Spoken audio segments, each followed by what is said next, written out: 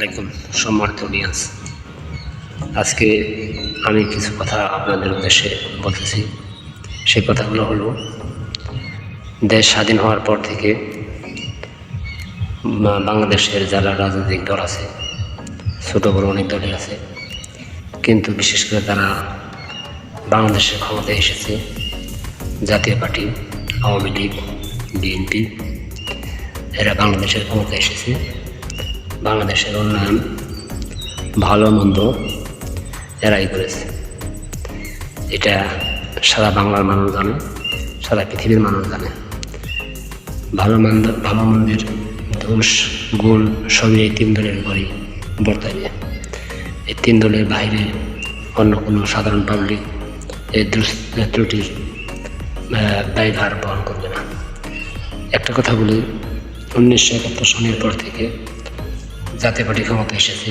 তারা ক্ষমতায় এসে বারবার থাকার জন্য বিভিন্ন ফন্দি আটকেছে, থাকতে পারেনি। 90-এর গণজোয়ারে তাদের পতন হয়েছে।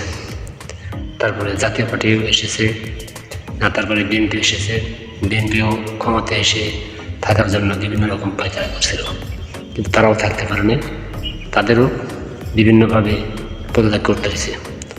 তারপরে আওয়ামী লীগ দীর্ঘদিন ক্ষমতায় থাকার পরে স্বৈরশাসনের কারণে, দুর্নীতির কারণে সাধারণ ছাত্র সমাজ এবং বাংলার জনগণ তাদেরকে পদত্যাগ করতে বাধ্য করছে। এই যে তিন দলের কথা বললাম, এই তিনটা দলই বাংলাদেশের সংসদে সাধারণ যুবকদের, সাধারণ মানুষের কথা ওইভাবে চিন্তা ভাবনা করেনি। শুধু তারা ক্ষমতায় থাকার জন্য বিশেষ করে বেশি কাজ করছে। যে কোনো দলে যে হোক, তারা প্রত্যেকটি দলই ক্ষমতায় থাকার জন্য কাজ করছে। মানে ইয়ং জেনারেশন যে একটা বিষয় আছে, তারাও যে বাংলাদেশের রাজনীতিতে ভালো একটা প্রভাব ফেলতে পারে, এই বিষয়ে তিনটা দলই কখনো ওইভাবে চিন্তা করেনি, ভাবে নেই। আর একটা বিষয় বলি, সেটা হলো বাংলাদেশের প্রত্যেকটা রাজনৈতিক দলই একটা পরিবারতন্ত্রে উপনীত হয়েছে। পরিবারতন্ত্র থেকে বেরিয়ে আসতে হবে।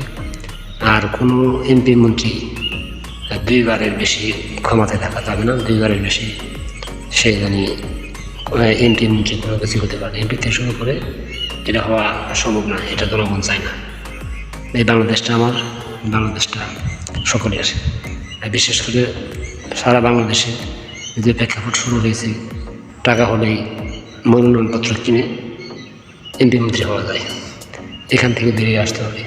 আর কোনো অশিক্ষিত লোক, কোনো দুর্নীতিগ্রস্ত লোক, কোনো এই অযোগ্য লোক সংসদে যে আবল তাবল গান গাওয়ার মতো দিন শেষ।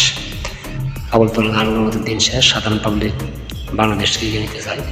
সে উদ্দেশ্যে এই নতুন উপদেষ্টার কাছে প্রত্যাশা করুন। সারা বাংলা মানুষের প্রত্যাশা তাদের দিকে তাকিয়ে আছে।